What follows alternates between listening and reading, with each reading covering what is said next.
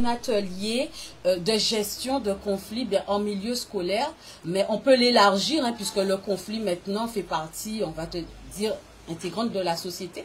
Mais il est question de pouvoir savoir gérer les conflits. Donc aujourd'hui, l'objectif pour nous sera de comprendre les mécanismes du conflit, identifier les émotions et les besoins sous-jacents au conflit et de vous donner bien sûr des outils de communication pour savoir résoudre un conflit. Alors, il est important pour nous de pouvoir favoriser, d'avoir un climat apaisé dans notre société. Et cela commence où, à votre avis? Pour avoir un climat apaisé. Au foyer? Tout à fait, dans la cellule familiale. D'accord? Donc, dès là, vous, parents, vous pouvez déjà comprendre et aider votre enfant à pouvoir gérer les situations de conflit qui peuvent subvenir au quotidien, par exemple. Donc, on va déjà définir ce qu'est un conflit. Donc, un conflit, c'est quoi? C'est une situation de désaccord, comme on l'a dit, de tension ou d'opposition entre deux ou plusieurs personnes, où chacun défend son point de vue, ses besoins ou ses intérêts. Est-ce que tout le monde est d'accord? D'accord. Donc là, il faut qu'on fasse attention parce que le conflit n'est pas toujours forcément négatif. On est d'accord. Donc, il peut être constructif et c'est là que c'est intéressant, d'accord, de pouvoir le gérer. Donc, il va permettre de mieux se comprendre. Il va permettre aussi de pouvoir poser des limites et il va faire évoluer une situation, une relation. Est-ce qu'on est d'accord avec ces points-là? L'aspect positif, toutefois, de pouvoir, voilà, tout à fait. Alors, n'hésitez pas à prendre la parole, de toutes les manières. L'expérience de tous est importante, d'accord? Alors, il y a différents types de conflits en milieu scolaire. Alors, il y a le conflit entre élèves. Alors, ça va être quoi, selon vous, le conflit entre élèves? Alors, vous avez un enfant qui est de quel âge? Qui est âgé de... J'en ai plusieurs. Vous avez plusieurs? 2, 5, 7, 16. Ah ben oui, déjà à la maison, ça doit être... Oui. Oui. On s'est compris. Des gentils conflits. Voilà, des gentils conflits. Mais ça part déjà de là, d'accord? Il y a le conflit, pour répondre aux questions, ça part aussi par comment dire ça? La possession. Oui, c'est ça. C'est le mien, c'est pas le tien, et ça peut partir de là. Tout à fait. Alors, pour différentes raisons, donc on va les identifier. Donc déjà dans la fratrie, par exemple, effectivement, donc le conflit peut découler de rivalité, on va dire, de beaucoup de choses. Alors vous avez aussi des enfants, vous disiez tout à l'heure. Une de 12 ans et une de 4 ans. Une de 12 ans. La différence d'âge. Oui. Ah oui. La plus grande ne veut pas que la plus petite couche, c'est une affaire. Souvent, même au niveau des programmes télé, celle-là ne peut pas regarder ça, mais bon. Voilà. Donc, c'est déjà une gestion à la maison. Voilà. Donc, tout à l'heure, on va voir un petit peu comment chacun s'y prend pour pouvoir gérer déjà dans la cellule familiale et à l'extérieur aussi, comment vous aider vos enfants à pouvoir gérer des situations de conflit entre camarades. Alors, là justement, entre élèves, il y a des conflits. Vous vous dites bien que la journée en classe est ponctuée de différentes situations. Alors, il peut y avoir des moqueries, des situations de bagarre, de vol de matériel, de rivalité et d'exclusion du groupe. Donc, l'exclusion du groupe, c'est quand on met un élève à part, qui peut arriver. Alors, les causes fréquentes, c'est des problèmes relationnels. Donc, ça peut être des malentendus, des choses toutes bêtes. En général, ça parle de choses vraiment banales. Bon, oui, tu m'avais prêté ça, tu ne veux pas me le remettre. Voilà, ça parle de choses vraiment banales. Ensuite, il y a le fait aussi de pouvoir avoir une mauvaise gestion de ses émotions. Ça veut dire la colère. Voilà, un enfant, souvent, a du mal à pouvoir s'auto-gérer, avoir de la maîtrise. La frustration aussi. Et il peut aussi avoir comme cause le harcèlement ou le rejet social. Alors, toutes ces causes alimentent le conflit. Alors, qu'est-ce que vous en pensez?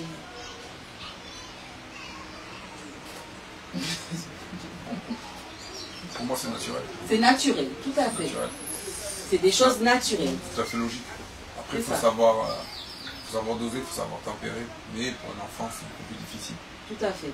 Alors, comme on l'a dit en préambule, le conflit, c'est quelque chose de tout à fait naturel.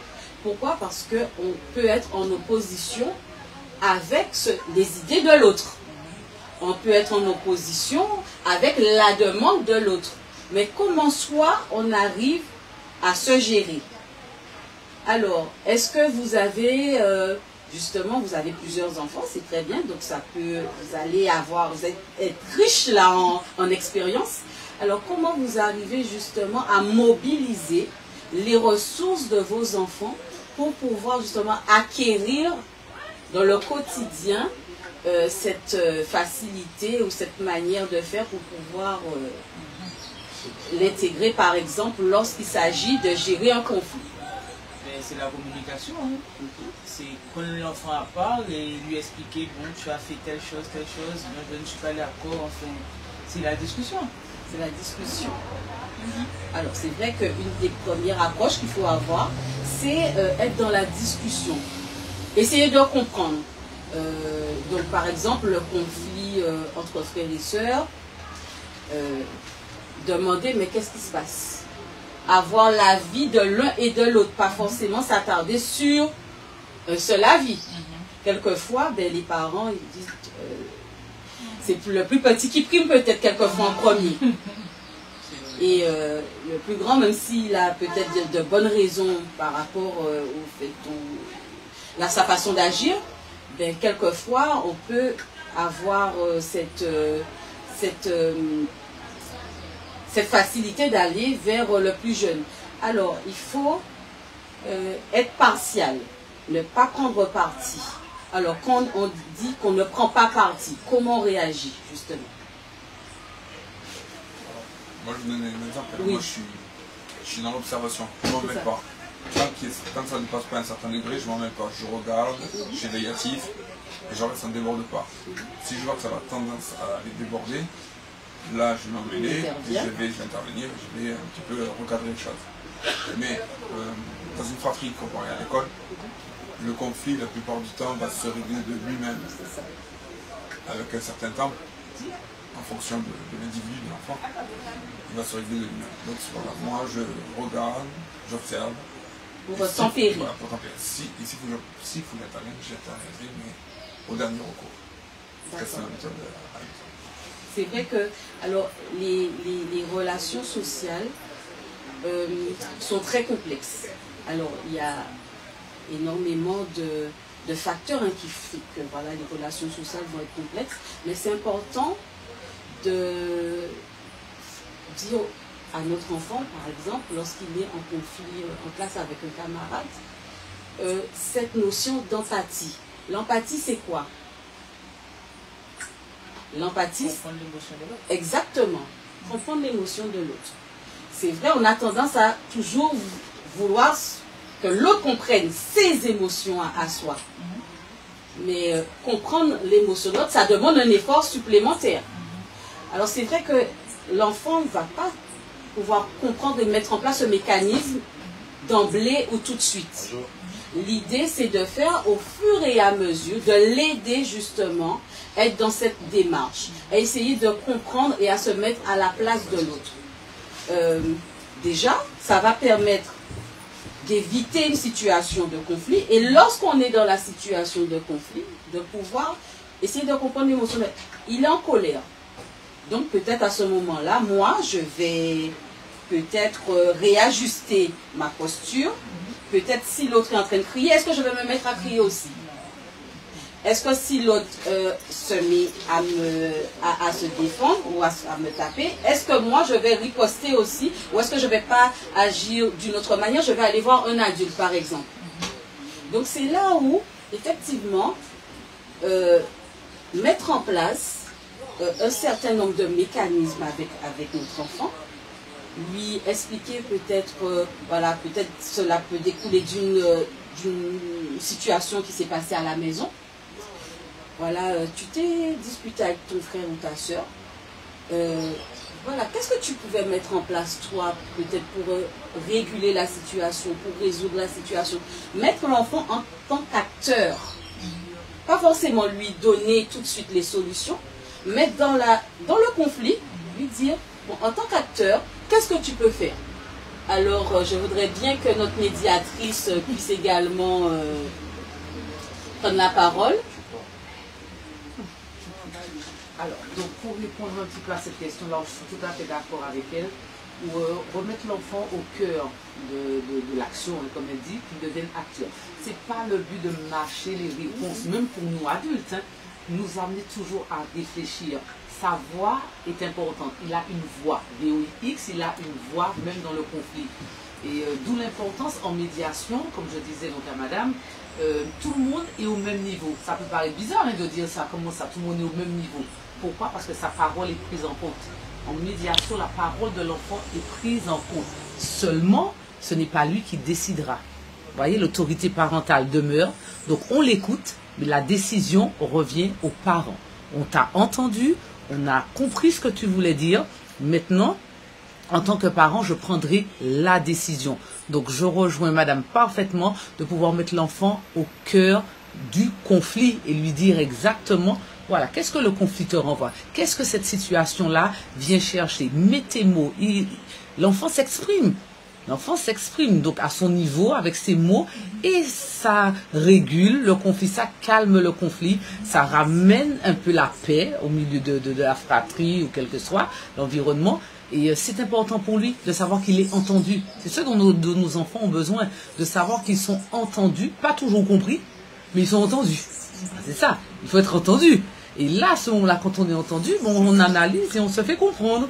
Mais voilà, ils ont besoin de ça. Tout à fait. Alors, quelques méthodes hein, pour vous aider. Donc, on a parlé de l'écoute active. On l'a dit, ça a été sous-entendu. Alors, pour vous, l'écoute active, ça va être quoi?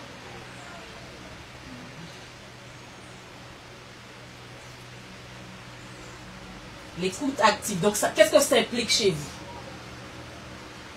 Toujours être à l'écoute de son enfant. Oui, mais alors, il y a le mot active hein, qui est derrière, qui donne quand même un plus. Donc, je vais vous aider. Hein. Donc, ça va être, c'est vrai, la personne va s'exprimer. C'est laisser la personne s'exprimer hein, dans l'intégralité de ses émotions. Mais là, en fait, on va être en appui, on va lui dire, oui, effectivement, j'ai bien compris ce que tu as voulu dire. Des fois, ça va passer par reformuler ce qu'elle a déjà dit. Reformuler ce qu'elle a déjà dit pour bien lui faire comprendre qu'on a compris. Est-ce que c'est bien ce que tu as dit? Je te répète hein, ce que tu as dit. Est-ce que c'est bien ce que tu as dit? Par exemple, je vais donner un exemple. Il a exprimé qu'il a passé une mauvaise journée, que voilà, à l'école, ça ne s'est pas très bien passé. Quelquefois, on peut être en voiture. On a nos pensées, mais on dit à notre enfant derrière, dis-moi comment ta journée s'est passée. Mais on est en train de conduire et notre tête, notre esprit est en train de vagabonder un petit peu à notre quotidien, ce qui est tout à fait normal. N'est-ce pas? On se sent concerné là. Et du coup, l'idée c'est quand même, dans cette démarche d'écoute active, de dire, oui, j'ai entendu ce que tu m'as dit, tu m'as bien dit que à l'école, durant la récréation, avec tes copines, ça ne s'est pas très bien passé. Et oui, je comprends, des fois ça arrive, ça n'a peut-être pas été évident pour toi aujourd'hui, mais t'inquiète pas, peut-être demain ça ira mieux. Donc c'est ça. C'est ça dans l'écoute active, c'est pas que de faire ah oui d'accord, c'est ça. Je pense et je dirais même plus, hein, vraiment créer cet espace. Je sais que 24 heures ne nous suffisent plus dans une journée. Franchement, entre le travail, entre les enfants, les courses, ça ne nous suffit plus. Mais pourtant, il faut pouvoir s'arrêter pour nos enfants. On était séparés d'eux pendant 8 heures, même pour certains. On était séparés. Ils sont en garderie des fois. Quand on rentre à la maison, il faut... Je sais que c'est pas évident. Mais c'est ce temps-là dont elle parle, l'écoute active. C'est-à-dire que je te montre que j'ai du temps pour toi. je t'accorde du temps. Pas seulement dans les loisirs où on passe du temps ensemble, non. Après chaque journée, on débriefe. Nous, adultes, quand on sort de nos journées, des fois, on a des journées comme ça, déjà dans la voiture, on commence à dire, ouais, mais c'est pas possible, on appelle déjà une copine, ouais, tu te rends pas compte. Ah ben, l'enfant, il a besoin de ça. Et son repère, une fois qu'on est sorti de l'école, c'est à la maison. Donc, qui est-ce que j'ai à la maison qui m'écoute, qui m'accorde du temps pour dire, voilà, tu sais, maman, avec Myriam, elle était méchante. Ah bon, mais qu'est-ce qui s'est passé? Et c'est ce qui fait, en fait, son estime de lui-même. Ça l'aide dans son estime de lui-même de pouvoir grandir de manière équilibrée et de se dire, ok, quel que soit ce que je rencontre à l'extérieur, je sais que quand je rentre à la maison, j'ai quand même mes parents, une cellule familiale qui m'écoute. Donc ce sas est important. Alors, non seulement pour recevoir la parole, mais aussi les non-dits. Ça veut dire quoi? Réceptionner l'émotionnel, hein. Réceptionner les non-dits, ça veut dire que l'observation du parent, c'est la clé. Hein. On peut faire un constat, l'enfant ne parle pas. Pas parler. C'est pas son habitude de ne pas parler. Et c'est quoi la démarche? C'est des tabous. On va lui poser la question. Hein. Je vois que tu es en colère. Je vois que tu parles pas. L'enfant, qu'est-ce qu'il se dit? Ah ben maman s'est rendu compte, papa s'est rendu compte. On me regarde, on m'observe. On voit que j'existe. On voit que j'existe. Donc, voilà. Donc là, c'est la relation de confiance. Hein. La relation de confiance. Un enfant qui se tait, un enfant qui se mue, c'est un langage. Tout à fait. Ça s'appelle.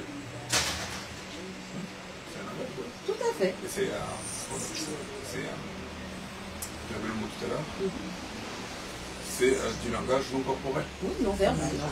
Non verbal, c'est ça. Tout à fait. Le non verbal, ça veut dire quelque chose. À nous de décrypter qu'est-ce que ça veut dire. Le non verbal, ça veut dire quelque chose. D'accord? Alors, il y a un parent qui est là, qui est arrivé entre-temps. Alors, on va lui donner l'occasion quand même de s'exprimer sur cette notion de conflit qu'on est en train de voir. Comme je viens d'arriver, moi je ne savais pas trop. Oui. Ça commence par le moment où tu parles.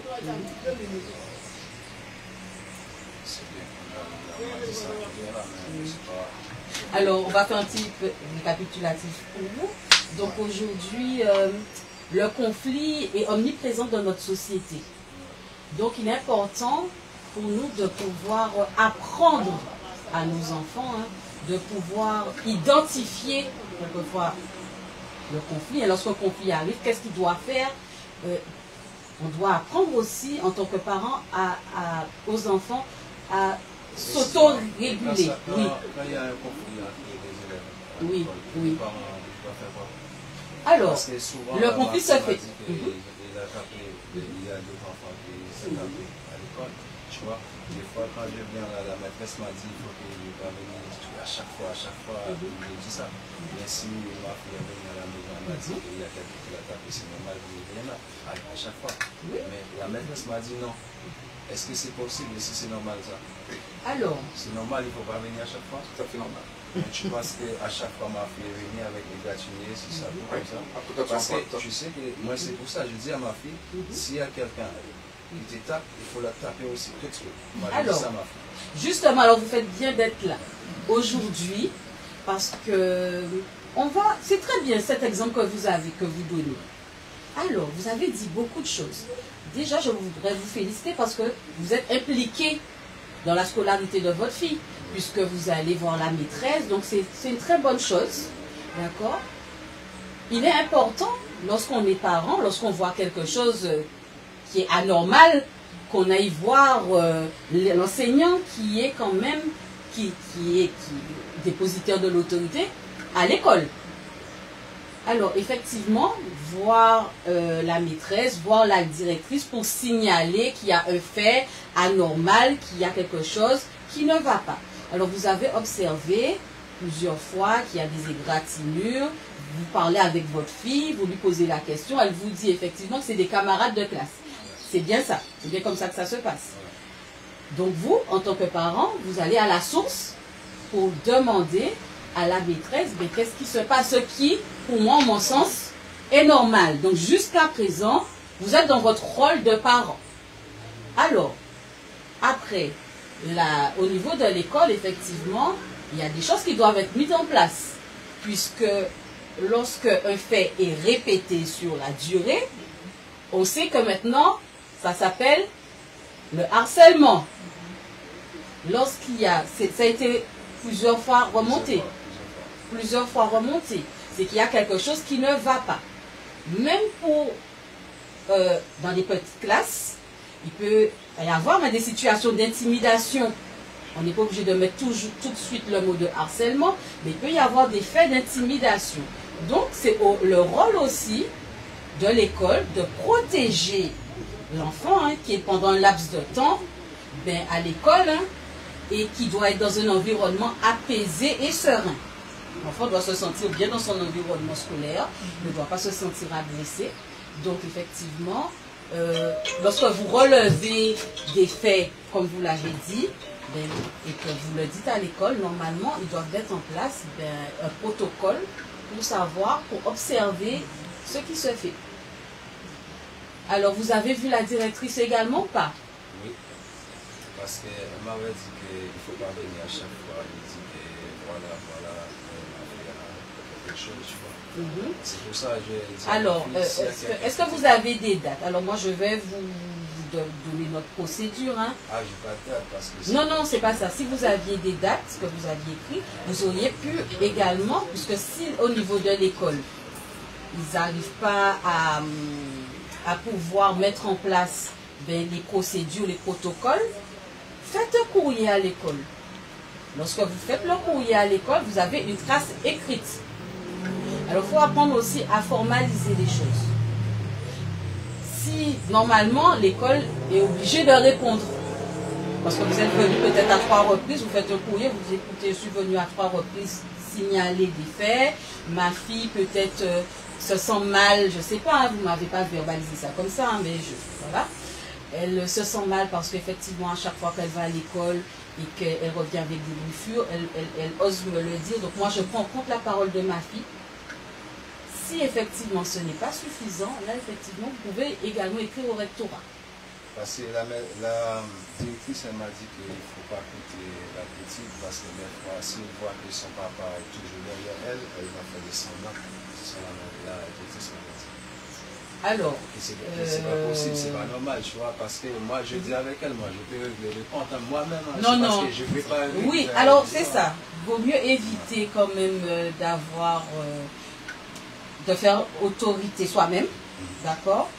Parce que ça va empirer la situation.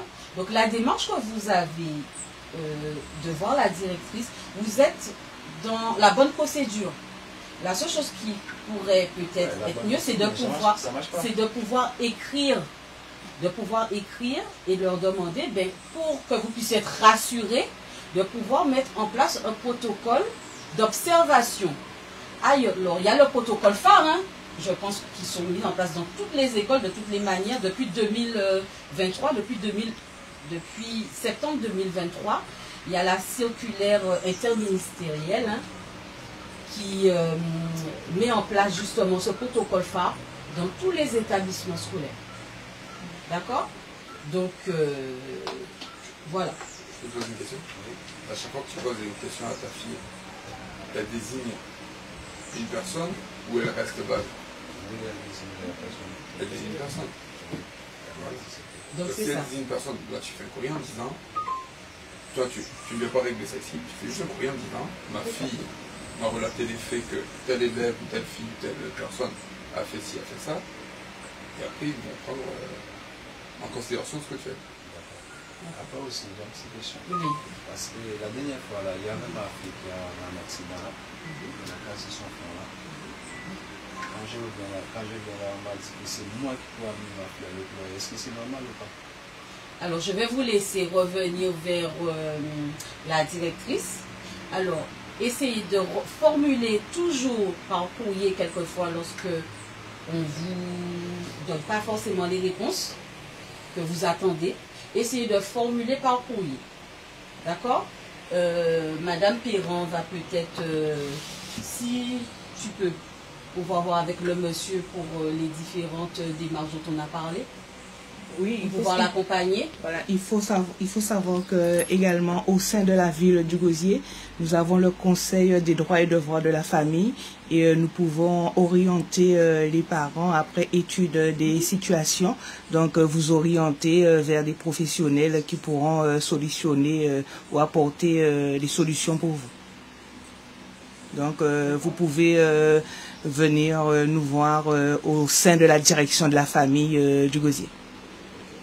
Voilà. Ça vous convient? Vous êtes satisfait? D'accord. C'est un papa qui s'occupe de ça. Oui, ah ben, il a félicité d'ailleurs, effectivement.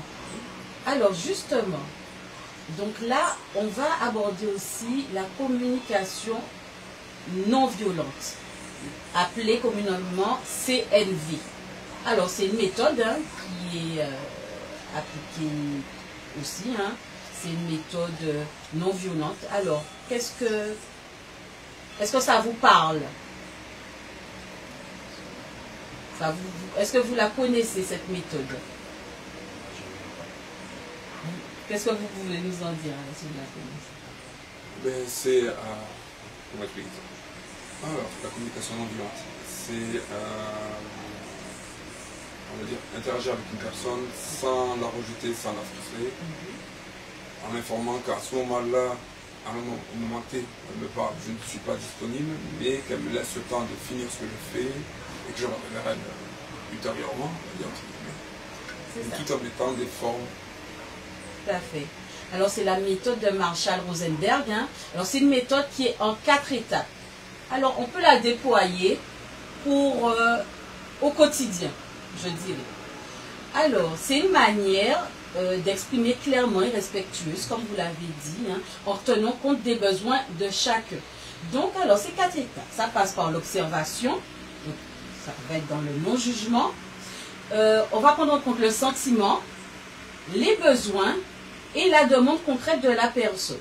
Alors, comment ça va se concrétiser concrètement? Alors, quelqu'un va nous exprimer quelque chose, et par exemple, on pourrait dire, quand tu parles pendant que je lis, par exemple, je me sens frustrée parce que j'ai besoin de concentration. Est-ce que tu pourrais attendre que j'ai fini de parler? Par exemple, une situation où il y a quelqu'un qui fait autre chose et là, il est question de quelqu'un qui est en train de lire. Quand tu parles pendant que je lis, toujours quelqu'un qui est en train de parler. Quand tu parles pendant que je lis, je me sens frustrée parce que j'ai besoin de concentration. Est-ce que tu pourrais attendre que j'ai fini de lire? C'est plutôt ça. D'accord? Donc, on va prendre en compte l'observation, les sentiments, les besoins, et on va poser ça en demande concrète. Alors, est-ce que vous pensez que c'est une méthode qui peut être utile? Effectivement, ça dépend de la situation. C'est un contexte. J'ai mon fils qui arrive, il a le bras à l'envers comme ça, il dit pas. Là, ça peut être un petit peu plus complexe. La méthode CNV ne fonctionnera pas. C'est ça. Alors, selon les situations, donc là je vais vous donner plusieurs méthodes. Selon les situations, on va être dans l'observation de notre environnement, essayer de voir, nous, qu'est-ce qu'on peut mettre en place, selon aussi notre propre analyse de la situation. Notre propre analyse de la situation, on va voir qu'est-ce qu'on pourrait déployer comme méthode, qu'est-ce qu'on pourrait faire pour pouvoir apaiser les choses. D'accord? Alors, il y a la médiation. Aujourd'hui, on a une experte en médiation. Donc, c'est un intervenant, c'est quelqu'un, une tierce personne qui va être neutre. Qui va être neutre pour faciliter le dialogue entre deux parties. Alors, effectivement, faciliter la communication entre deux parties. Donc, pourquoi? Quand la communication, tout simplement, elle est figée. Elle est figée, personne ne fait plus rien, personne ne dit plus rien, on est tellement rempli émotionnellement, ou on a peut-être déjà, selon nous, trop dit, donc là, on se tait. Donc plus rien n'avance, on est figé. Là, la médiation, elle fait circuler la communication. Parce que comme on disait, le conflit est une source de changement, il faut le voir vraiment comme une source de changement. Donc, quand on est en présence de la médiatrice, donc qui est totalement neutre, qui n'est pas là pour prendre des décisions pour quiconque, mais son rôle, c'est de faire circuler la communication. Et elle va aussi prendre des points dans cette communication non violente, parce qu'elle sait qu'elle est elle-même dans un contexte conflictuel. Donc elle va pas non plus dire, non mais monsieur, mais pourquoi vous ne parlez pas? Non, c'est pas du tout ça. Circuler la communication, faire circuler la communication, c'est dire, ok, on est venu pour un point, il y a quelque chose qui ne va pas. Au moins, on a identifié le problème. C'est qu'on ne se parle plus pour X raisons. Donc, on part de quelque chose, on part d'une vérité. Et à ce moment-là, on commence à poser des questions. Voilà, c'est la question. Tout est question pour faire circuler la communication. C'est pas ce que je pense, c'est la vérité. C'est je fais circuler parce que l'autre ne pense pas comme nous. On ne prend pas toujours en compte celui qui est en face de nous. Il ne pense pas comme nous, il ne voit pas les choses comme nous, il ne ressent pas les choses comme nous. Donc on est supposé l'entendre, voilà, dans son besoin et de pouvoir se dire, ok, j'avais pas vu ça comme ça et moi j'ai réagi comme ça. Et bien c'est comme ça que la médiation prend place et que la communication commence à circuler entre les deux parties qui sont en conflit. Alors, vraiment, il faut transformer les situations de conflit comme étant une opportunité d'apprentissage pour tout le monde. Le conflit va nous permettre après de pouvoir avoir, nous, d'autres apports, d'autres compétences. Moi, je dis, ben voilà, j'ai pu passer outre, donc ça veut dire que j'ai une capacité d'écoute, j'ai une capacité de patience, j'ai une capacité de maîtrise de moi-même. Voilà, c'est de cela que doit découler aussi une situation de conflit. Ça peut aussi permettre aussi de consolider aussi une relation, quelquefois. Alors, je vais vous donner un exemple, puisque monsieur m'a parlé de relations avec les enseignants. Alors, justement, lorsque peut subvenir un conflit entre parents et enseignants, ce qui arrive. Alors, comment gérer une situation de conflit entre enseignants et parents? Par exemple, voilà, je vais donner peut-être un petit cadre. Alors, votre enfant est venu à la maison et vous a dit que oui, la maîtresse l'a puni injustement. Lui a dit qu'il a posé un acte alors que c'était pas lui, que c'était un de ses camarades. Et il est resté toute l'heure de la récré, je donne un truc bien concis, toute l'heure de la récré dans un coin qu'il n'a pas pu jouer, que vous voyez en fait que votre enfant, il est vraiment émotionnellement, vous sentez que ça l'a beaucoup atteint. Alors, et vous décidez d'aller voir la maîtresse pour comprendre la situation.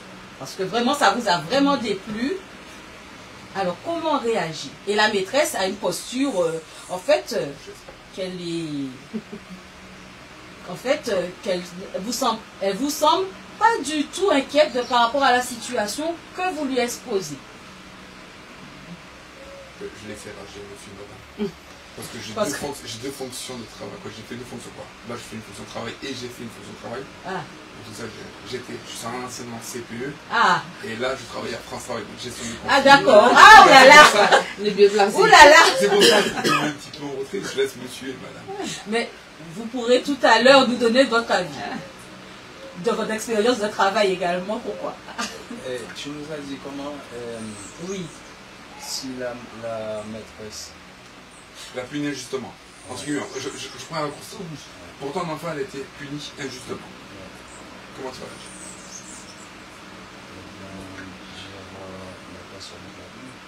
Ben, c'est la maîtresse. Ça dépend de comment la personne a parlé avec moi, la situation va gérer. Ça dépend. Si elle a bien parlé avec moi, c'est bien. Si elle a mal parlé avec moi, elle va mal parler avec moi aussi. C'est normal. Alors, admettons, hein, on va corser le truc. La maîtresse ne donne aucune valeur à ce que tu es en train de dire. Elle va qu'à ses occupations, elle n'écoute pas. Je pense qu'elle va pas m'aider. Alors, justement, comment doit-on réagir? Moi, je pense. Alors, comment faut-il... Alors, justement, devant cette situation, comment on réagit? Est-ce qu'on se dit qu'on va revenir à un autre moment? Non, tout de suite. Alors, justement, c'est ça l'idée. John Carter. Comment? John Carter. John Carter. Alors, l'idée, justement, c'est dans ces moments extrêmes, pouvoir s'analyser, se dire comment je dois réaliser pour que la situation n'empire pas. Est-ce que je suis en capacité de me dire, justement, de faire... Ah, vous n'étiez pas là tout à l'heure lorsqu'on a parlé de notion d'empathie. De me mettre à la place de cette maîtresse, de me dire qu'elle n'est pas en capacité d'écoute. La discussion ne va mener à rien. Je vais choisir un autre moment. Alors, est-ce qu'on est en capacité de se dire ça, M. John Carter? Non. Et pourtant... Parce que si tu m'as méprisé, j'ai parlé avec toi, tu m'as méprisé, tout de suite ça va la tête. Oui. Avant d'aller, entre guillemets, pour aller comme ça, avant d'aller sauter sur la maîtresse, il faut que tu te dises une chose, c'est que ma fille, mon enfant, m'a relaté un fait. Est-ce que moi j'étais présent? Non. Ça c'est la première question que moi je me pose. Je me dis j'étais pas présent, donc je ne sais pas ce qui s'est passé. Je questionne mon enfant. En fonction de mon questionnement, si je pose 3 fois la question, c'est bête à faire, mais je pose 3 fois la question. Parce que des fois, un enfant, quand tu lui poses 3 fois la question, il va te raconter un truc. La deuxième fois, il va te raconter un truc, mais un truc plus. Et une troisième fois, il va te raconter encore un truc plus, mais une autre chose. Et là, tu vas déterminer si est-ce que c'est lui qui a mal compris, est-ce que c'est lui qui a fait quelque chose, ou est-ce que c'est pas lui. S'il est notion d'injustice, on repense sur ce que madame a dit. Je ne connais pas le nom, excuse-moi. Madame Tel. Madame Tel. Madame Tel. Donc là, je viens à l'établissement scolaire, et il faut faire une demande de rencontre avec le professeur. Tu ne vas pas rentrer dans l'établissement en disant mais là j'ai besoin de parler. Parce que là tu vas recréer un conflit. Il faut juste faire une demande. J'ai besoin de vous voir, vous et la directrice.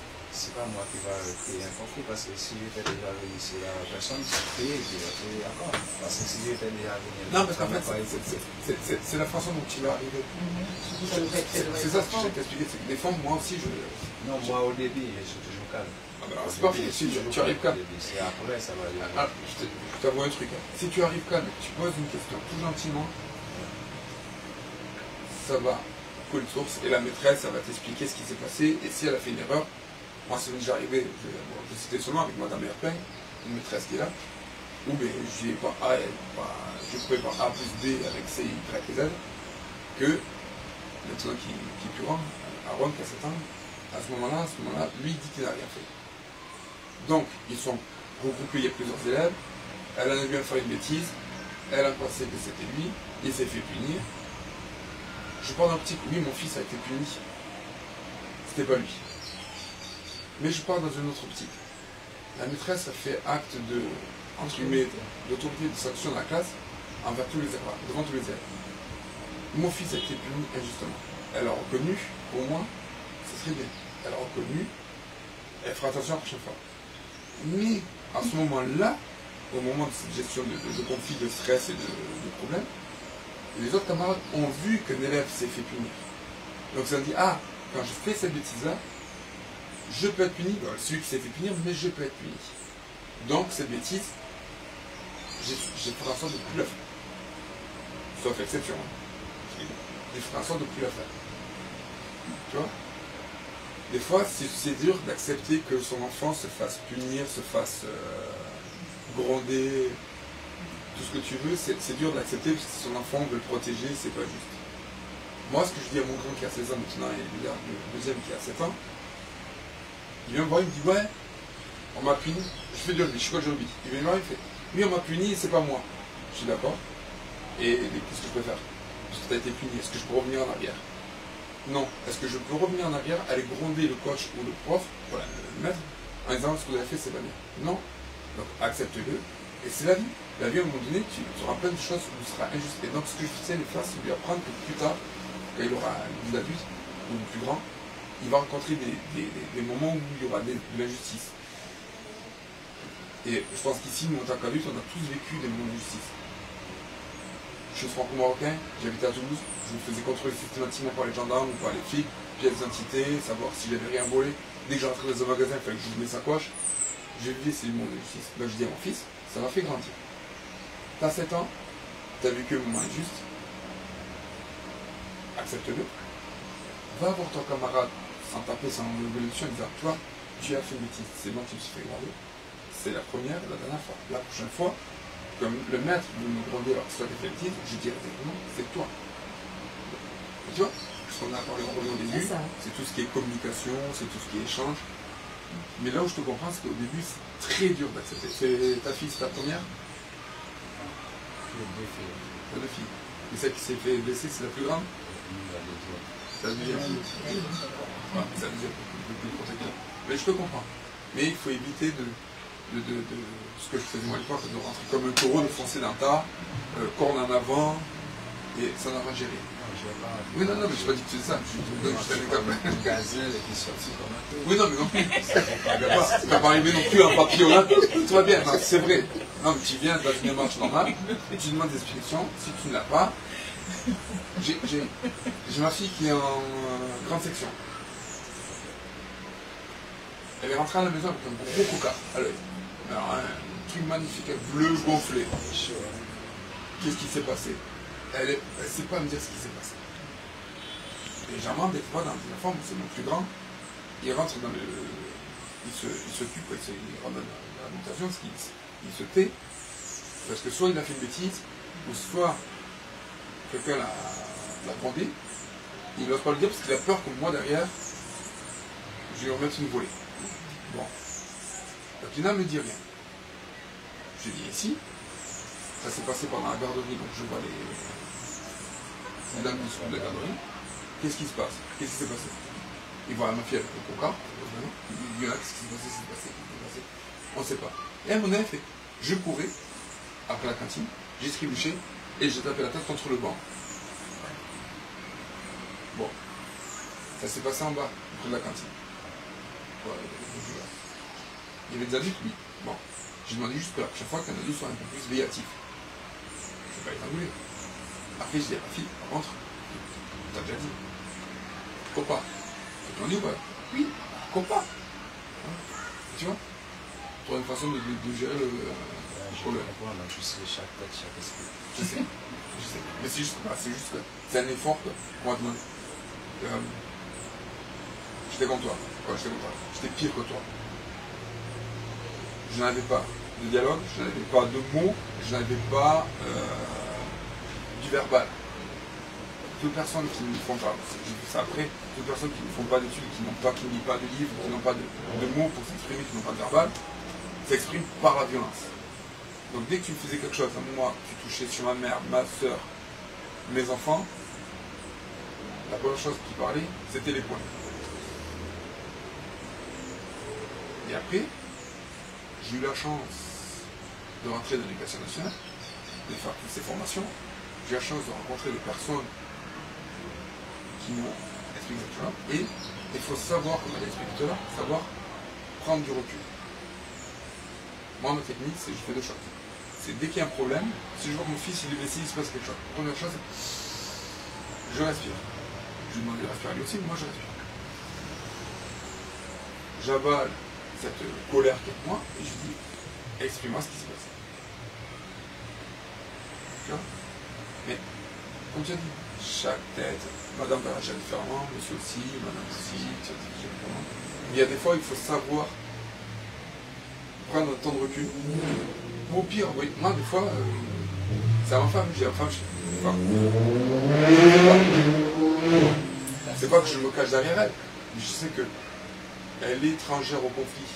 Donc elle va arriver avec un état d'esprit plus calme, alors que si moi j'y vais. En tout cas, merci beaucoup pour votre riche expérience. Très intéressant, votre échange. D'accord, il n'y a pas de souci. En tout cas, merci beaucoup.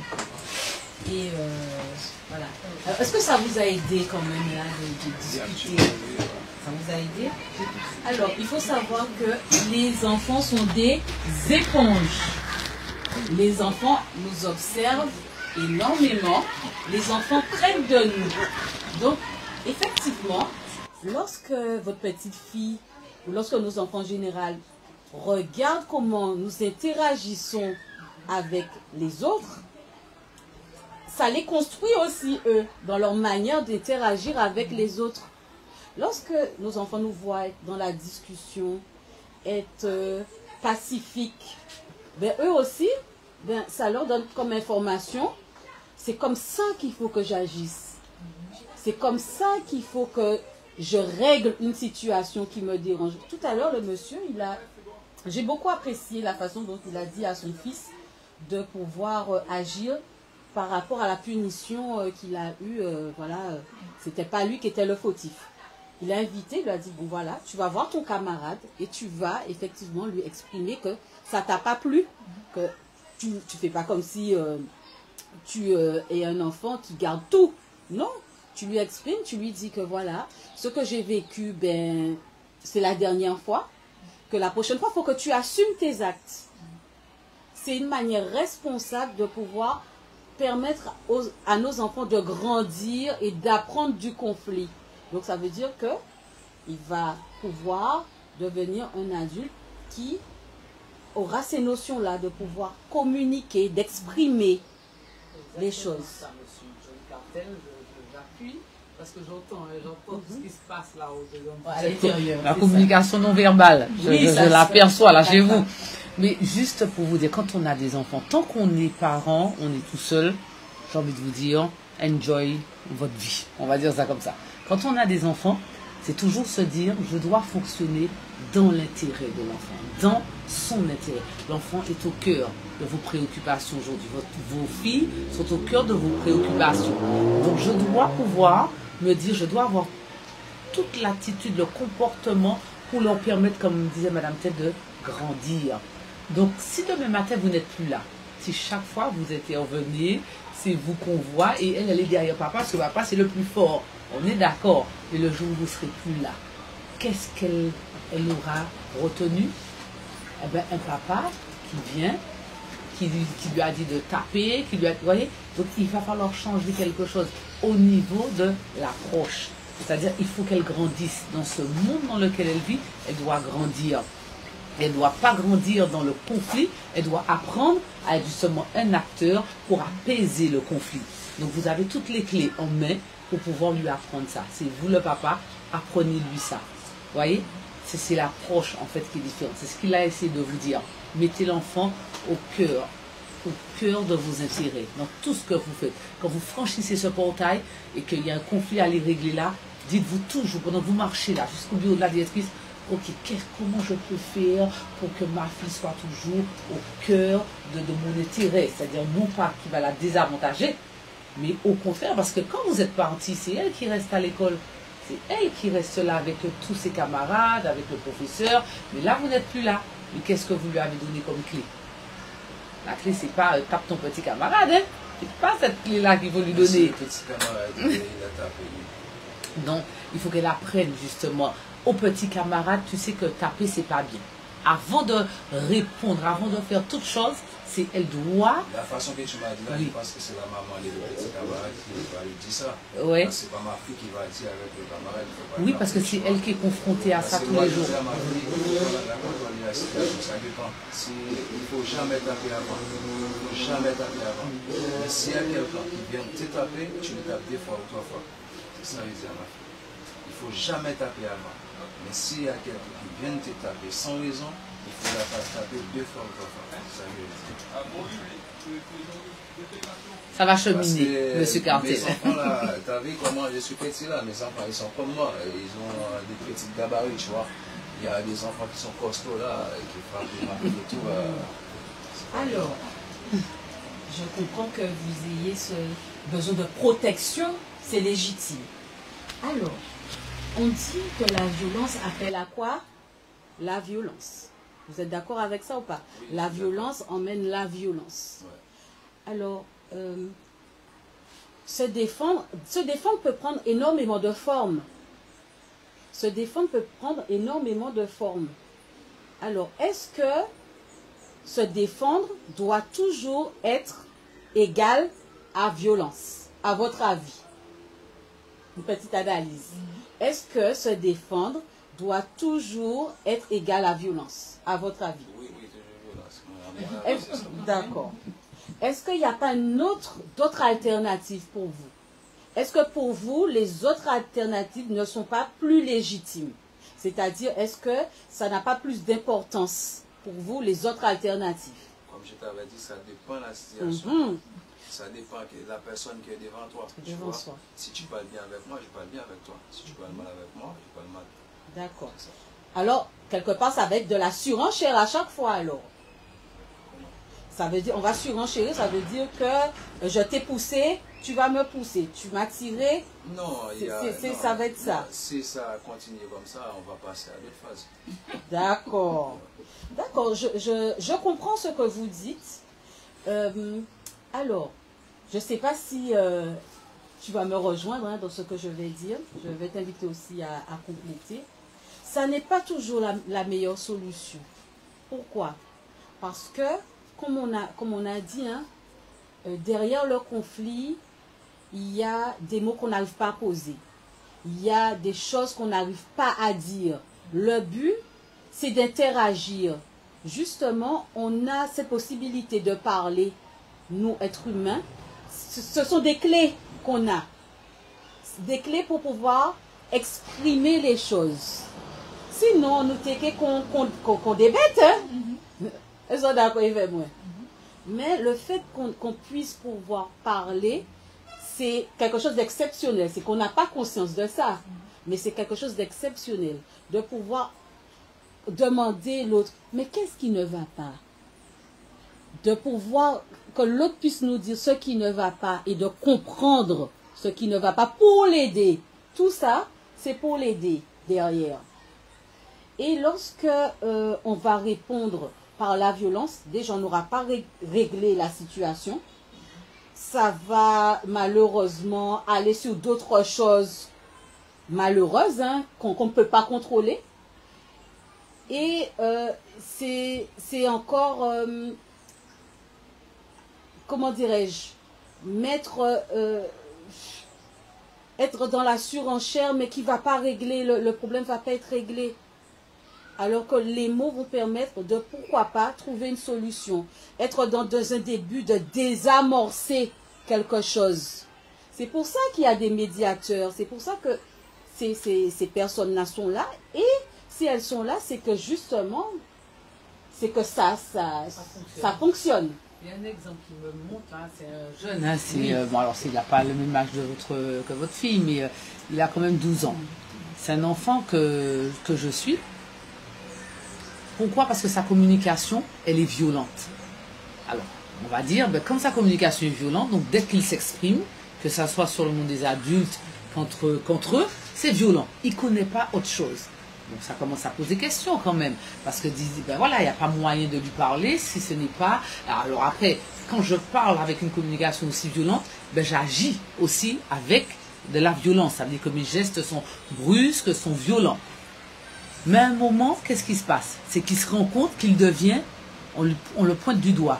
Tu vois, lui, il n'y a pas moyen avec lui. Lui, tout ce qu'il fait, c'est violence. Lui, quand il parle, c'est violence. Qu'est-ce qui se passe? À un moment, c'est l'isolement. L'isolement, personne ne veut le fréquenter. Mais à un moment, lui, il en est malheureux. C'est parce qu'il veut, il en est malheureux. Donc, en médiation, qu'est-ce qui s'est passé? À force de creuser, on a bien compris qu'au sein de la cellule familiale, il n'a pas connu autre chose. La communication, elle est violente au sein de la cellule. Donc, il ne connaît pas autre chose. Et pourtant, autre chose existe. C'est possible de lui apprendre à communiquer.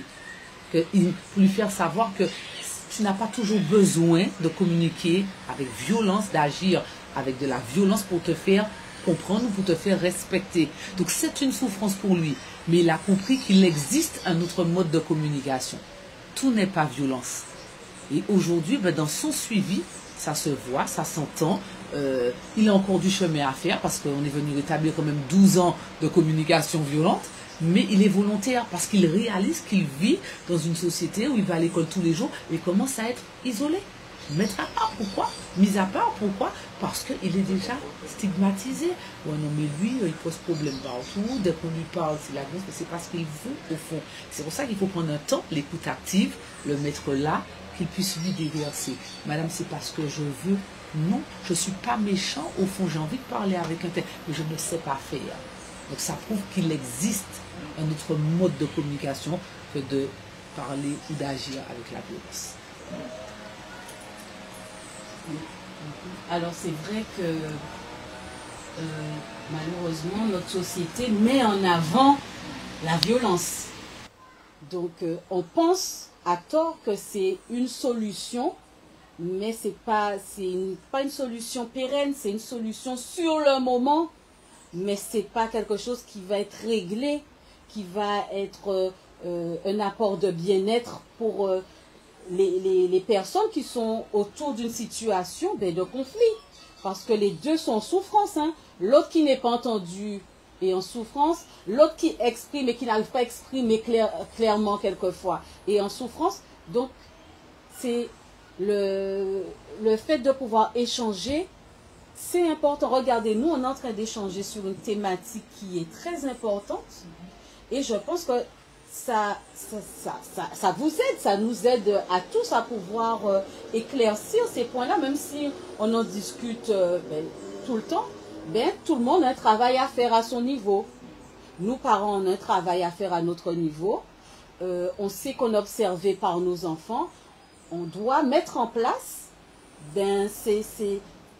cette communication avec des personnes autour de nous pour pouvoir que nos enfants puissent voir comment c'est bénéfique pour nous de pouvoir interagir sereinement.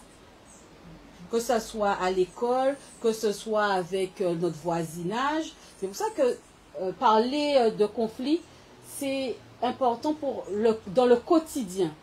Parce que c'est dans nos interactions avec tout le monde. On est en voiture. Bon, l'autre nous a fait une queue de poisson. Voilà. On peut être dans une situation de conflit à tout moment. Et comment on va réguler les choses? Alors, qu'est-ce que vous en pensez, vous qui êtes là ce matin? Un petit peu, on va faire une petite synthèse. On va vous donner la parole pour passer à la conclusion. Moi, ce que je retiens, c'est que dans toute situation de conflit, que la communication doit être mise en avant. Et qu'il faut pouvoir échanger constamment avec, que ce soit dans toutes les situations, hein, avec les enfants, être à l'écoute. Mais c'est vrai qu'au quotidien, c'est pas toujours évident. Mais on se rend bien compte qu'il y a un travail à faire. Voilà. D'accord, merci. Je suis tout à fait d'accord avec ce que tu dis là, tu vois. Mais pour moi, c'est l'action qui fait la réaction, tu vois. Moi, je suis toujours resté sur le niveau, ça dépend de la situation. Ça dépend de la situation. Ça dépend de la personne qui est devant moi. Ça dépend comment la personne va parler, tu vois. C'est comme ça. D'accord. En tout cas, moi, j'entends, je vous remercie d'avoir exprimé, d'avoir fait preuve de transparence avec nous, hein, parce que vous avez été vous-même, donc on vous remercie. Et on va quand même retenir ces idées-là, qu'il est important d'identifier ses besoins, les besoins des autres, de rechercher une solution gagnant-gagnant. Ça veut dire que lorsqu'on est à l'écoute de l'autre, c'est pas pour prendre le dessus sur l'autre, c'est vraiment que l'autre aussi ne se sente pas lésé. D'accord? Donc c'est un échange gagnant-gagnant et dans le respect mutuel. C'est important de poser en tout cas ces bases-là pour réussir en tout cas les échanges lors de situations de conflit. Donc que ça soit toujours dans le respect mutuel, une solution gagnant-gagnant, identification des besoins et l'expression des émotions. Voilà. Alors je ne sais pas si tu vas... Oui, je vais clôturer aussi en disant... à vous encourager, parce que les habitudes, quand les habitudes sont prises, elles deviennent un caractère, une personnalité. À force de répéter cette même action, ça devient notre personnalité. Donc quand on prend conscience, la prise de conscience est supposée générer un changement. Donc là, comme vous avez dit aujourd'hui, c'est vrai que ce n'est pas facile. Mais si on prend conscience que c'est bénéfique pour tout le monde, hein, parents, enfants, alors on commence à changer les petites habitudes. Je rajouterais que c'est vrai qu'on est conscient qu'il y a des choses à faire, hein, mais comme je le disais tout à l'heure, le quotidien, quand on est parent qui élève des enfants seuls, c'est pas évident. Moi, en conduisant, je me dis, oh, qu'est-ce qu'on va dîner ce soir? Ben, ça tourne tout le temps. C'est ça. Donc, c'est vrai qu'on est conscient qu'il y a quelque chose à faire, mais le penser et le mettre en place, ce sont deux choses différentes. Alors justement, je ne souhaiterais pas que vous soyez dans cette culpabilité. Voilà. C'est déjà être dans ce cheminement de se dire déjà, je suis consciente que on doit s'améliorer. Hein. Moi, je ne suis pas parfaite non plus. Donc, on est tous dans ce schéma-là de se dire qu'on doit s'améliorer. Et c'est faire les choses progressivement. On ne se met pas la pression. On est déjà conscient, voilà, que voilà, des améliorations à porter, qu'on doit accompagner nos enfants dans tous les aspects de la vie quotidienne, que l'écoute fait partie, que le dialogue fait partie. Donc, c'est mettre en place petit à petit et ne pas se culpabiliser, ne pas se mettre la pression en tant que parent. C'est déjà un métier très, très, très difficile. Donc, se surcharger encore les épaules, ce serait pas se rendre service. Il n'y a pas de parents parfaits, je ne sais pas si ça en existe, moi j'en connais pas. Hein. Il n'y a pas de mode d'emploi non plus. Il n'y a pas de mode d'emploi. Donc on est amené toujours à se réajuster. Toujours se réajuster. Donc voilà. En tout cas, on vous remercie avec Madame Perron. Je ne sais pas si Madame Perron va peut-être donner le mot de la fin.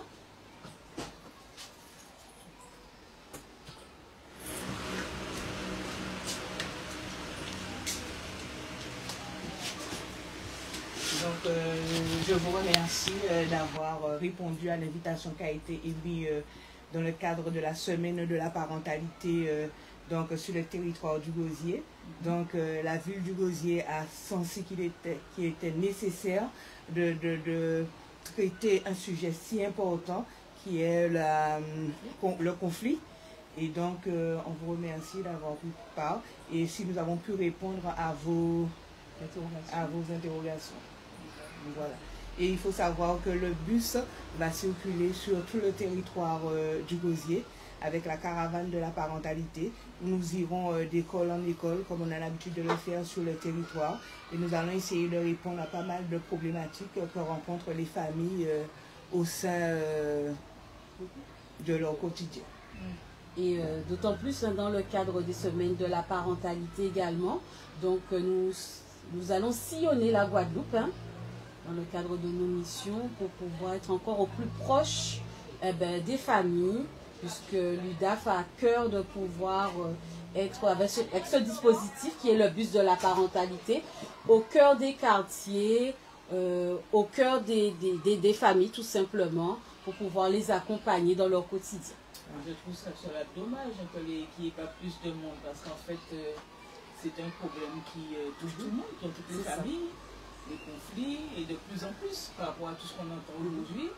Et je trouve vraiment ça dommage qu'il n'y ait pas plus de parents, qui n'osent pas. Ça. Mais avec le temps, ils prendront l'habitude de côtoyer et de voir le bus sur le territoire. Ils prendront plus confiance et ils pourront libérer la parole. C'est l'objectif recherché. Et d'ailleurs, vous, en tant que parent, vous pouvez aussi parler de votre expérience d'aujourd'hui. Voilà, que la prochaine fois que vous nous voyez, n'hésitez pas à venir vers nous. Puisque nous sommes là avec une équipe pour être dans cette démarche d'accompagnement, d'orientation, d'aiguiller, d'outiller aussi les parents, comme aujourd'hui, et d'être aussi des oreilles attentives. Et c'est important en tant que professionnels, nous sommes déployés dans le quotidien en tout cas. Et justement, où est-ce qu'on peut savoir où le bus se... Donc, c'est vrai que nous faisons, la ville du Gosier a une programmation qui est mise en place. Donc, nous mettons sur le portail famille de la ville les éléments. Donc, il suffit d'aller sur le portail de la ville, vous allez voir à chaque fois le lieu où sera positionné le bus. Donc, cette année, nous avons décidé de fonctionner une fois par mois. Donc, on a une programmation une fois par mois. Et donc, on va dans les écoles. Donc, même si ce n'est pas sur le lieu d'établissement de votre enfant, donc vous pouvez quand même venir dans les autres écoles pour prendre part à la discussion.